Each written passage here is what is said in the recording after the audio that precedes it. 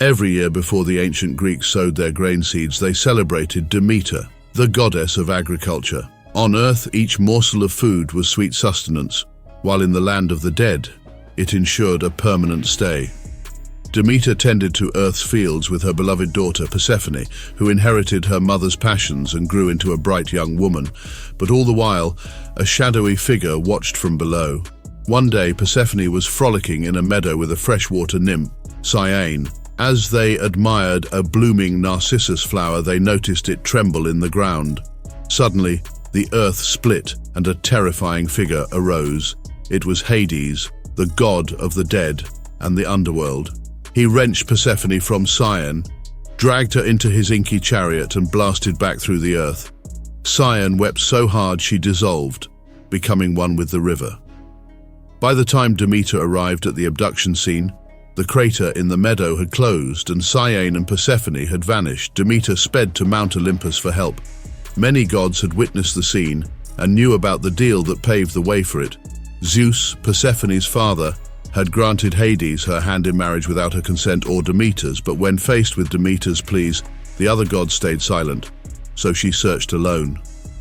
In her grief and desperation, she neglected her usual tasks. Crops withered, and a great famine plagued the earth. As mortals began to perish, the gods grew wary. Who would worship them and offer tributes if the humans disappeared? So, Zeus ordered Demeter to stop her crusade and return to her duties, but she refused. Deep below, across the frigid river Styx and through the halls of the underworld, Persephone was waging her protest. Hades expected her to serve as his wife and queen, but Persephone rebuffed the gods' advances and refused food. As she longed for her mother's company, her friends' laughter, and the sun's warmth, Persephone grew colder and lonelier, and she was starving. She hungered for satisfying grains, crisp vegetables, and fresh fruit. Wandering the ghostly gardens, she contemplated the pomegranates that hung heavily on their branches. Meanwhile, Demeter continued her hunt. She appealed to the all-seeing sun god, Helios, whose rays had long warmed her crops.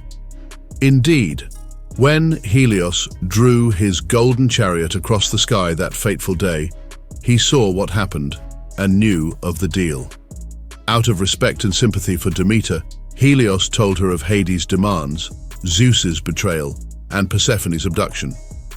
Furious and heartbroken, Demeter sped to Mount Olympus and confronted Zeus, demanding their daughter's return. But Zeus declined. In her ravenous hunger, Persephone had eaten a few seeds from the pomegranate that grew in the underworld. Though a meager amount, it was enough to ensnare her in Hades forever. Demeter wouldn't accept this fate. She swore that if she wasn't reunited with Persephone, the fields would never be fertile again, and the distinction between the earth and the underworld would soon dissolve. So, they made a pact. For 2/3 of every year, Persephone would return to the land of the living, but for the remainder, she would stay in the world of the dead. When Persephone ascended to earth, she and her mother rejoiced. Together, they showered the fields with rain and nurtured them with sun. For mortals, Persephone's arrival came to herald the start of spring, but her descent always came too soon. Demeter mourned each time she returned to Hades, and the earth grew cold, dark, and unyielding, ushering in the winter months. Knowing Demeter couldn't be roused from her grief, the humans stored their crops, stoked their fires, and awaited Persephone's safe return.